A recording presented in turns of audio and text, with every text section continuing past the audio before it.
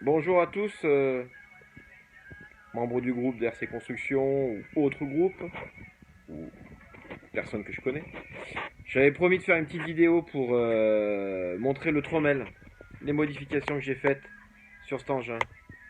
Donc je vais faire, hein, écoutez. À savoir, c'est le modèle que vous trouvez chez RC Model Design, le fameux Trommel V3. Bah si c'est chez V3 chez eux, là c'est un V4, un V3 amélioré de chez Amélioré. Ouais. Donc je vais vous présenter vite fait les choses entre guillemets mécaniques que j'ai faites. Le bac, le fameux bac entonnoir, parce qu'avant les cailloux qui tombaient dégringolaient, il y en avait de partout devant, c'était un bordel, donc ça me plaisait pas. Donc j'ai fait un réceptacle et les cailloux vont là-bas au fond. Donc c'est bien gardé, c'est propre, j'ai déjà fait l'essai, c'est nickel. J'ai modifié l'échelle qui est là avec le passage piéton entre guillemets. D'habitude, il va plus loin là-bas et l'échelle dépasse, ça me faisait chier donc je l'ai plaqué contre. Ça a décalé jusqu'au bout et maintenant, bon, il dépasse un peu, mais si vous pouvez voir, il est en limite avec le bout du trommel donc ça va. Et là, ça me permet maintenant d'avoir la place ici pour que le godet du chargeur puisse passer facilement. Voilà, j'ai de la place. J'ai fait ça. J'ai fait une plaque de protection qui est là derrière parce qu'il y a un jour qu'il y avait. De ce fait, le sable arrivait à redescendre et à passer derrière, là où il y a le moteur, donc pas terrible. Ça, j'ai fait une plaque de protection là en dessus parce que c'était ouvert ici, donc là c'était pas terrible. Donc une plaque de protection en plus ici qui fait tout le tour. Et puis voilà pour les quelques améliorations entre guillemets mécaniques de base. Autre amélioration, des gyrophares. Alors il y en a un qui m'a dit, qu'est-ce qui se passe si jamais ma benne elle tape dans le gyrophare? Et ben il se passe que le gyrophare, il fait ça. Il est monté sur pivot. Et l'autre côté, c'est pareil. Il est monté sur pivot. Donc Arnaud, tu peux taper dedans, mais bon, vaut mieux éviter. Et puis ce que j'ai fait, c'est que si jamais le jour où je le range, le trommel, et ben mes deux gyrophares, ça baisse. Voilà, c'est fait. Ils sont tous les deux en bas, à fond, tac, tac, c'est rangé, c'est propre, on n'en parle plus. Voilà, et je remonte ça, et je remonte là. Voilà les gyrophares d'avertissement. Alors bien sûr, j'ai modifié aussi une chose qui me tenait à cœur, entre guillemets, cette fameuse grille avec les cailloux qui se coinçaient dedans et qui restaient sur place. Alors on m'a proposé plein de solutions, mais au final, j'en ai retenu qu'une. C'est il faut faire basculer la grille. Donc, eh ben, un petit vérin de chez des kits Uina, pour les bras Uina, des pelles. Donc un petit vérin. J'ai fait les axes de rotation, en fait ici j'ai modifié un peu. Pas grand chose en modification de mécanique, hein, juste ajouter un vérin électrique et puis fait la tâche ici. Hein. J'ai pris sur deux rangées pour être plus costaud. J'ai rajouté un petit fan de course pour le bas qui est là parce que en redescendant ça vient taper contre, donc il faut un fan de course qui soit réglé. Pour la levée, c'est par une minuterie. Il y a 4 secondes de levée. C'est réglé. Voilà. Pour ce qui est mécanique, ben, c'est à peu près tout. À part que j'ai fait deux gros trous dans la porte pour mettre des afficheurs. Donc là, on va parler Arduino. Ça fait 5 mois que je bosse dessus quasiment. Pas à plein temps, bien sûr, mais ça fait quand même 5 mois que je suis dessus pour faire toute l'amélioration que je voulais faire. Donc, entre autres, une amélioration majeure, c'est le fameux blocage de cette vis sans fin. Je travaille avec du gravier du 0,14 de béton des fois, pour le trier, pour m'amuser, hein, comme tout le monde. Et la vis sans fin se bloquait, il fallait dans ce cas-là arrêter, débrancher la polarité, inverser, redémarrer, c'était le bordel, ça me saoulait en clair, ça me saoulait gravement. Donc j'ai fait un système pour que, par le biais d'un capteur d'intensité, ça capte la montée d'intensité, ça arrête la vis, ça la met en marche arrière une seconde et ça la fait repartir en marche avant automatiquement. Un truc de fou. Donc j'ai fait ça et je l'ai fait Donc en mode automatique et en mode manuel. Là j'ai deux boutons qui sont ici. Voilà, donc là j'ai un bouton, c'est la marche forcée de la vis sans fin d'inversion. Et là c'est le bouton de commande pour la grille, le levage de la grille. J'ai pas voulu faire automatique pour multiples raisons. Je préfère la garder manuelle. Donc voilà. Qu'est-ce que j'ai fait d'autre dessus? C'est à peu près tout, mais c'est bien assez. Donc je vais vous faire voir comment ça tourne. J'ai rajouté quand même un interrupteur général. Comme ça je suis tranquille. L'Arduino qui démarre. Alors je sais pas si on va bien voir. On va régler. Là j'ai un petit potentiomètre pour le contraste. Voilà.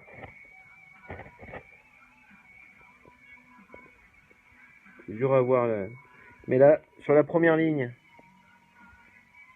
j'ai l'afficheur d'intensité totale en haut. Et en dessous, j'ai l'intensité de la vis sans fin. Voilà. Et ça, c'était bien sympa à programmer aussi sur Arduino. Beaucoup de programmation sur Arduino. J'en ai appris, mais bon. Donc, premier bouton d'en haut, c'est mon cribleur, on va dire. Voilà, sur variation, c'est le variateur d'origine. Je présume. Et ça tourne bien trop vite. Donc, normalement, les cribleurs, vitesse normale d'un cribleur, pour pas que ça gicle, parce que sinon il y en avait partout ici. C'est à peu près cette vitesse-là. Voilà, ça travaille doucement. Donc ça c'est pour le cribleur. Pour la vis sans fin et la grille, eh bien j'ai un autre interrupteur là en dessous. Ma fameuse carte qui avait un interrupteur variateur en marche. Et là j'ai un afficheur de pourcentage de puissance de la vis sans fin que je mets. 100%, je tourne à fond comme c'était d'origine. Et là je peux enfin régler la variation. Très important de régler la variation entre guillemets de la vis sans fin, ça permet de ne pas gaver le cribleur. Sinon, si vous envoyez tout le temps à fond, vous gavez le cribleur et il n'a pas le temps de faire son travail correctement. Donc là, je peux maintenant régler cette variation et qui est indiquée ici. Voilà, je connais à peu près la vitesse. Alors, je sais que vers 80%, c'est pas mal, ça fait une petite vitesse bien. Donc voilà, une chose importante dans ce que je faisais, ce que j'ai essayé de faire, et c'était ma première idée, fameuse inversion automatique de la vis sans fin. Alors j'espère que ça va marcher, que ça va pas foirer. Mais voilà, si jamais il y a un caillou qui vient à se bloquer dedans, tac, marche arrière, et on repart sur une marche avant. Ça a le temps de dégager le caillou. D'accord. Voilà. Alors ça aussi je peux le régler en puissance avec l'ordinateur bien sûr, mais je l'ai déjà taré pour que dès qu'il y a un petit caillou ou un gros caillou, ça se bloque et ça revienne. C'était un des gros problèmes majeurs que j'avais à la base. Une autre chose que j'ai faite donc pour cette grille, où il y avait plein de cailloux qui se mettaient sur le dessus, je pense que certains ont des problèmes quand ils travaillent avec du gros tout venant, c'est que les cailloux arrivent à se coincer quand même dessus, ça fait une pile, et ça vous finit par faire une pile, et à la main, vous devez venir et enlever. Donc ça m'a saoulé. Donc là aussi, j'ai essayé de trouver une solution. Faire lever la grille. Donc là, j'ai ma marche forcée avec le bouton. Donc je vous fais voir. Avertissement avec les gyrophares que ça va se lever. Levage de la grille. Ça baigne dans le réceptacle. Et ça redescend automatiquement. Fin du système de purge de la grille. Voilà. Je vais voir une deuxième fois. On peut voir que là, la grille,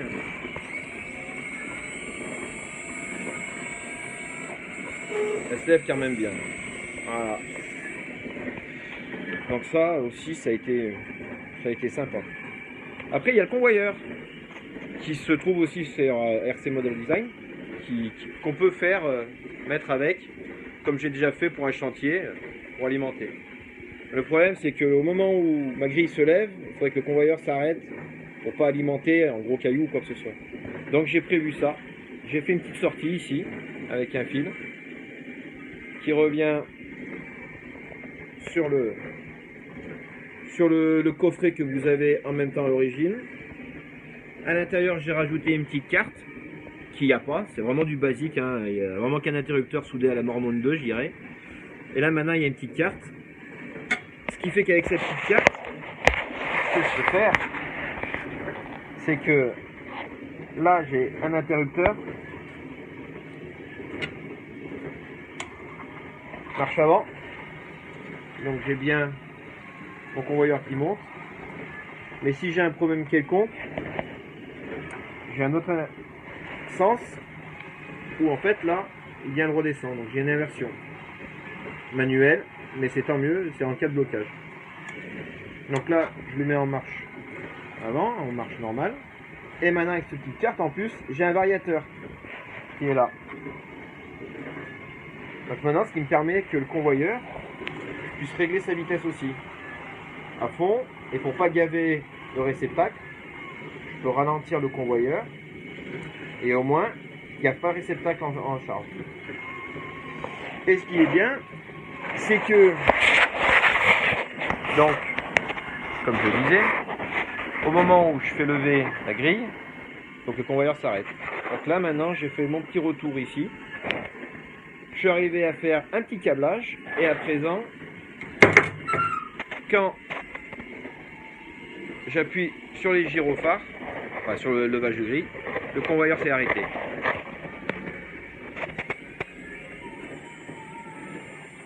Ah, la grille se lève, elle redescend, les gyrophares s'éteignent et le convoyeur repart. Voilà. Ça permet de ne pas faire gaver le réceptacle quand la grille se lève. Voilà. Donc ça a été une sacrée aventure. J'avertis pour ceux qui veulent. Je ne vais pas en faire 15 comme ça. Je vais voir pour proposer, mais je vais chiffrer entre guillemets les modifications, mais c'est un petit boulot fou furieux. Juste électrique, c'est déjà un petit boulot.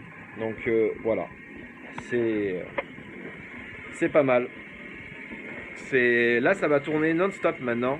Plus besoin de venir modifier le câblage de ces fameuses prises de la vis sans fin. Ça va tourner non-stop. Je peux voir un petit... Ah, le convoyeur s'était arrêté.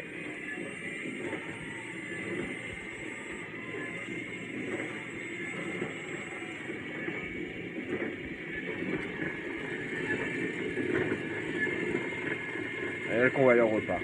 Voilà. Une sacrée histoire, une sacrée aventure, un sacré projet. Celui-là, il est fini. Ben, on va attaquer un autre maintenant. Allez, tchuss tout le monde, bon dimanche.